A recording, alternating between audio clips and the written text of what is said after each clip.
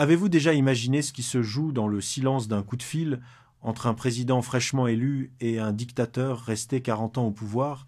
Le 28 mai 2007, Nicolas Sarkozy appelle Mouammar Kadhafi. Les caméras ne filment pas, mais les archives rapportent des mots de gratitude, de confiance, presque de camaraderie. Quelques mois plus tôt, le même Sarkozy se présentait en champion des droits de l'homme, promettant de ne jamais se compromettre avec les régimes autoritaires. Pourtant, très vite on le retrouve sous la tente bédouine de Tripoli, puis Kadhafi plante sa propre tente au cœur de Paris, dans les jardins de l'Élysée. Derrière les sourires officiels, les contrats d'armement et les grands discours sur l'Union pour la Méditerranée, une autre histoire se tisse, plus souterraine, plus dérangeante, celle de valises de billets, de messagers discrets, de notes secrètes, évoquant des dizaines de millions venus de Tripoli pour financer la campagne présidentielle française. Aujourd'hui, juge d'instruction, journalistes et témoins libyens tentent de reconstituer ce puzzle explosif, où chaque pièce semble contredire la précédente. S'agit-il d'une immense manipulation née dans le chaos libyen, ou d'un des plus graves scandales de financement politique de la Ve République? Dans ce documentaire, nous allons suivre pas à pas les faits établis, les contradictions, les zones d'ombre, pour comprendre comment la trajectoire d'un président et celle d'un guide libyen ont pu se croiser jusqu'à la collision. Si cette histoire vous intrigue, restez avec nous pour en explorer ensemble les coulisses les plus sensibles. Si l'ouverture de cette affaire paraît déjà vertigineuse, la transition vers son cœur l'est encore davantage. Car lorsqu'on quitte le simple échange téléphonique entre un président nouvellement élu et un dirigeant libyen tout-puissant, on entre dans un territoire que la presse française et internationale décrira plus tard comme un carrefour de zones d'ombre, un espace où diplomatie officielle, ambition personnelle et réseau parallèle semblent s'entrelacer. Pour comprendre ce qui va suivre, il faut suivre la chronologie exacte telle qu'elle a été rapportée dans les enquêtes journalistiques, les archives audiovisuelles et les témoignages régulièrement cités par les médias. Des voyages précipités à Tripoli, des émissaires discrets circulant entre Paris et la Libye, des contrats présentés comme historiques, mais dont certains n'ont jamais vu le jour, et surtout des documents qui réapparaissent des années plus tard comme sortis du sable du désert. Ce pont entre l'introduction et l'analyse détaillée n'a pas pour but de révéler d'emblée toutes les conclusions, mais de poser clairement les éléments que la presse a patiemment soulevés.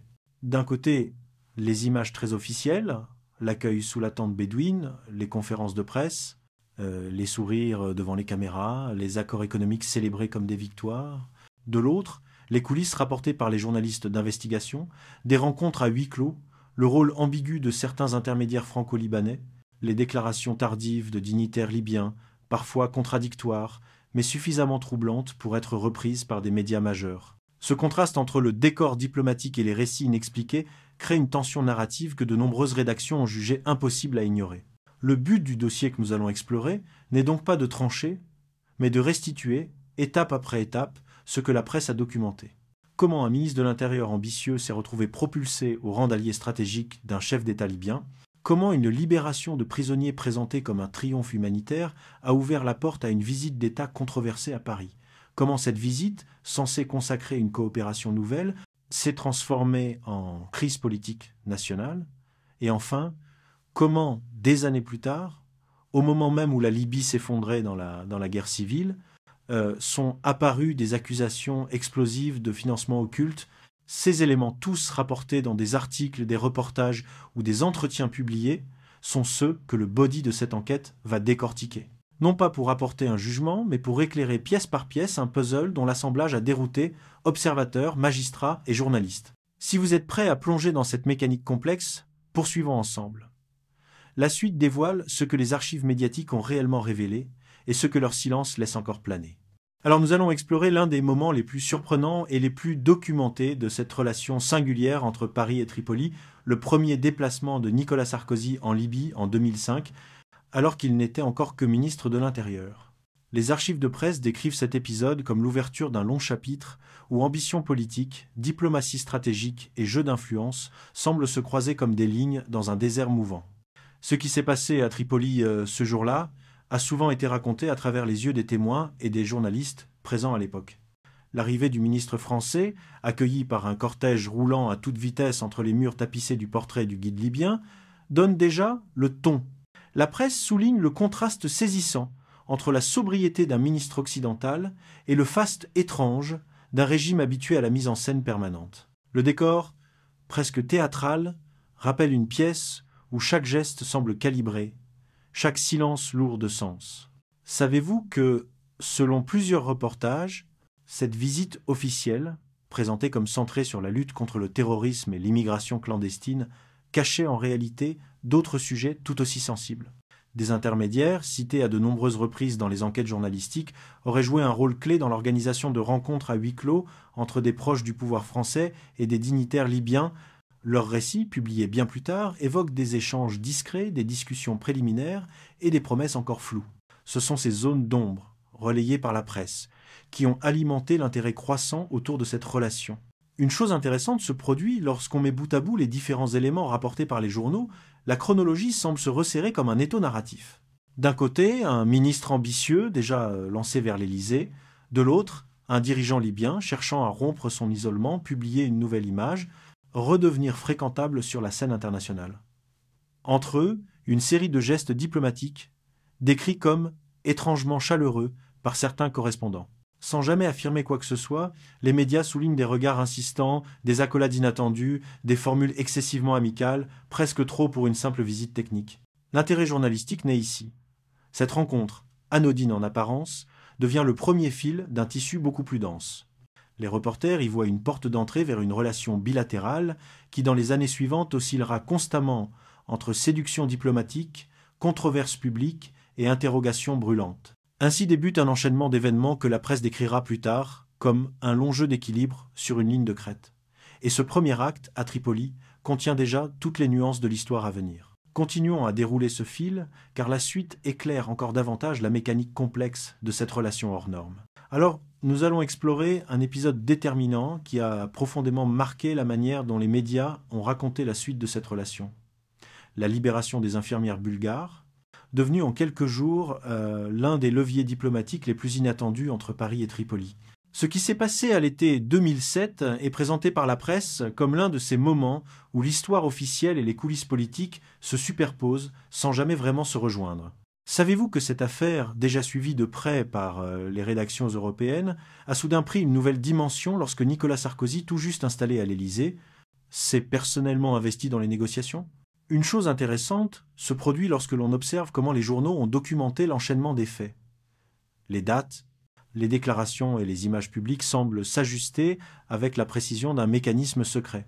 Selon les reportages de l'époque, l'Union européenne était sur le point de conclure un accord pour obtenir la libération des infirmières injustement condamnées pour avoir prétendument transmis le virus du sida à des enfants libyens. Mais, comme plusieurs diplomates l'ont confié aux médias, les négociations basculent soudainement. Tripoli coupe le contact, bloque la discussion, puis insiste pour s'adresser directement à Paris.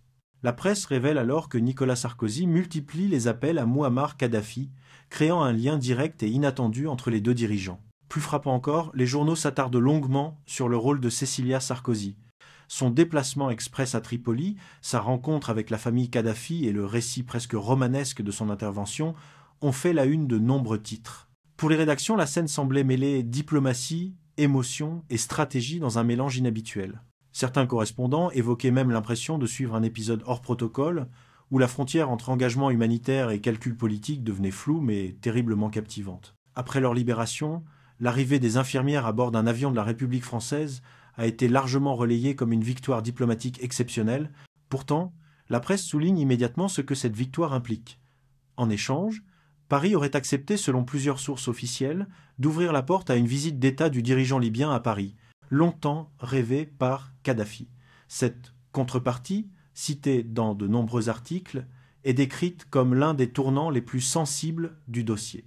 Ce second chapitre, tel que rapporté par les médias, ressemble à une scène charnière, une libération spectaculaire, un geste salué publiquement, mais aussi le prélude à un rapprochement politique qui allait bientôt déclencher un torrent de controverses. C'est ici que la mécanique s'accélère, et la presse commence à interroger non seulement ce qui s'est passé, mais ce que cela pourrait annoncer.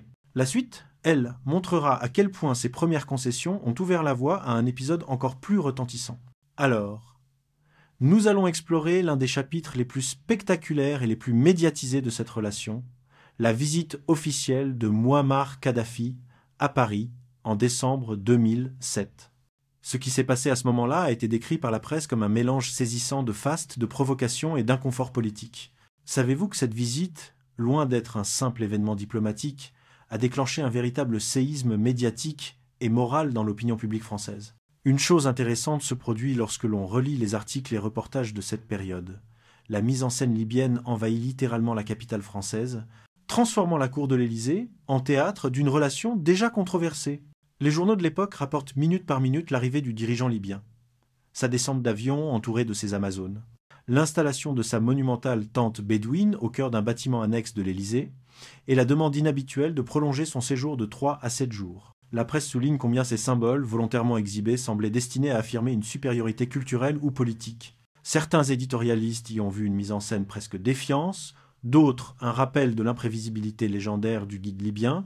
Pendant plusieurs jours, les caméras suivent Kadhafi à Versailles, au Louvre, puis dans une croisière sur la scène des apparitions, qui provoque un mélange de fascination et de malaise. Les commentaires journalistiques parlent d'une occupation protocolaire ou d'un spectacle déroutant, tant la capitale paraît s'être pliée aux exigences d'un dirigeant dont les exactions étaient, à cette époque, longuement documentées par les organisations internationales. Mais le point culminant, largement relayé par la presse, survient lorsque la date de son arrivée coïncide avec la Journée internationale des droits de l'homme. Cette coïncidence, considérée comme explosive par les rédactions, conduit plusieurs membres du gouvernement français à exprimer des réserves, voire des critiques ouvertes. Ramayad déclare dans un entretien que « la France n'est pas un paillasson », Bernard Kouchner qualifie certaines déclarations de Kadhafi de pitoyables. Pour les médias, cette dissonance interne au gouvernement offre une lecture nouvelle. Derrière la façade officielle, une tension grandissante se dessine. La visite bascule ensuite dans une dimension encore plus controversée lorsque Kadhafi organise une conférence à l'UNESCO attaquant frontalement la France sur sa gestion des migrants. Les journalistes, stupéfaits, décrivent un climat électrique, presque surréaliste, où le visiteur semble prendre sa revanche sur ses hôtes. Finalement, les articles concluent que ce séjour, conçu comme un triomphe diplomatique, s'est transformé en véritable fiasco politique. Un moment où l'image de la France et celle de son président apparaissent fragilisées et où les premières fissures dans la relation Sarkozy-Kadhafi deviennent visibles, annonçant les tensions à venir. La suite montrera que cette fracture n'en était que le commencement. Alors nous allons explorer un tournant décisif qui marque la rupture profonde entre Paris et Tripoli, le printemps arabe et l'effondrement brutal du dispositif diplomatique construit les années précédentes. Ce qui s'est passé à partir de 2011 a été documenté avec une précision quasi quotidienne par la presse internationale, tant les événements semblaient s'enchaîner à un rythme fulgurant. Savez-vous que les premiers jours de l'insurrection libyenne ont immédiatement fait ressurgir, dans les journaux, les images de la tente bédouine dressée à Paris quelques années plus tôt, comme un symbole pesant d'une proximité désormais embarrassante? Une chose intéressante se produit lorsqu'on observe la manière dont les rédactions ont décrit la réaction française. Un basculement spectaculaire, presque fulgurant, du rapprochement vers la confrontation. Dès les premières manifestations à Benghazi, les médias relaient les témoignages d'une répression particulièrement violente menée par le régime de Kadhafi. Les chaînes d'information diffusent des images de blindés, de bombardements et de discours menaçants du dirigeant libyen annonçant une répression sans pitié. Cette séquence entraîne un choc médiatique majeur. L'homme qui avait été reçu avec faste à Paris est désormais présenté comme l'ennemi du peuple libyen. Les correspondants sur place décrivent une atmosphère de siège, un pays déchiré entre insurrection et répression, et un dirigeant prêt à tout pour conserver le pouvoir. C'est à ce moment que les journaux français rapportent l'intervention inattendue d'un intermédiaire, le philosophe Bernard-Henri Lévy, qui, depuis Benghazi, contacte l'Élysée pour plaider en faveur de la reconnaissance des insurgés. Selon les articles de l'époque, cet échange accélère une série de décisions diplomatiques inédites. La France devient le premier pays à reconnaître le Conseil national de transition CNT, geste que la presse qualifie tantôt d'audacieux, tantôt de risqué. Les journalistes insistent sur l'isolement initial de Paris. Plusieurs capitales européennes expriment leurs doutes. Washington s'interroge sur les intentions réelles du CNT, tandis que Berlin se montre particulièrement réticente à toute action militaire. Pourtant, Nicolas Sarkozy pousse fermement à l'intervention, ce que la presse présente comme une volonté de ne pas revivre un Srebrenica, selon les propos rapportés par certains conseillers. Lorsque les frappes aériennes débutent en mars 2011, le récit médiatique change d'échelle. Les journaux parlent d'un président totalement investi, suivant les opérations heure par heure, entouré de cartes et de briefings militaires. Le contraste avec les images anciennes accolades, contrats, visites officielles devient saisissant. Le guide libyen, acculé, multiplie alors les déclarations hostiles, dont une que la presse qualifiera de détonnante. L'affirmation selon laquelle il aurait financé la campagne de Sarkozy en 2007. Cette phrase, prononcée au milieu du chaos, est d'abord traitée avec prudence, mais elle marque le début d'un nouveau pan du récit médiatique. L'effondrement du régime, la fuite de Kadhafi puis sa mort filmée par téléphone portable concluent brutalement ce chapitre. La presse souligne alors un paradoxe douloureux. Si l'intervention a empêché un massacre annoncé, la Libye, livrée à elle-même, sombre rapidement dans le chaos. Et c'est précisément dans ce chaos que ressurgissent, comme des fragments de vérité enfouis, les accusations financières qui ouvriront le chapitre suivant. Au terme de ce parcours à travers archives, témoignages et récits de presse, une évidence s'impose. L'histoire entre Nicolas Sarkozy et Mouammar Kadhafi ne ressemble à aucune autre. Elle commence sous une tente dressée dans le désert, se poursuit dans les salons dorés de l'Élysée, se renverse sous les bombes au-dessus de Benghazi et finit par réapparaître dans les couloirs feutrés des tribunaux et des rédactions. Une trajectoire presque impossible à résumer en quelques mots, tant elle oscille entre diplomatie officielle, stratégie personnelle, illusion de puissance et réalité brutale. Ce que les journalistes ont documenté au fil des années révèle une mécanique complexe, des gestes spectaculaires, suivis de revirements inattendus. Des promesses scellées sous les caméras, puis contredites par des témoignages venus de l'ombre, des documents qui surgissent comme des éclats d'un passé encore brûlant. Rien n'est simple, rien n'est entièrement clair, mais chaque élément contribue à nourrir un récit où l'ascension politique, la scène internationale et les règles parfois opaques du financement politique s'entremêlent. Pourtant, au-delà des faits bruts, quelque chose demeure. Une question ouverte, suspendue, que la presse n'a jamais cessé de poser. Cette relation tumultueuse a-t-elle été guidée uniquement par le calcul géopolitique ou recèle-t-elle une vérité plus sombre? S'agit-il d'une série de coïncidences diplomatiques ou d'un engrenage soigneusement orchestré? Et surtout, que restait-il encore à découvrir derrière les mots prononcés, les documents révélés, les silences persistants? Aujourd'hui, les enquêtes judiciaires continuent, les témoignages se contredisent et la Libye elle-même porte encore les cicatrices de cette histoire. Mais une chose est certaine, ce dossier, loin d'être refermé, continue de susciter fascination, perplexité et débats passionnés.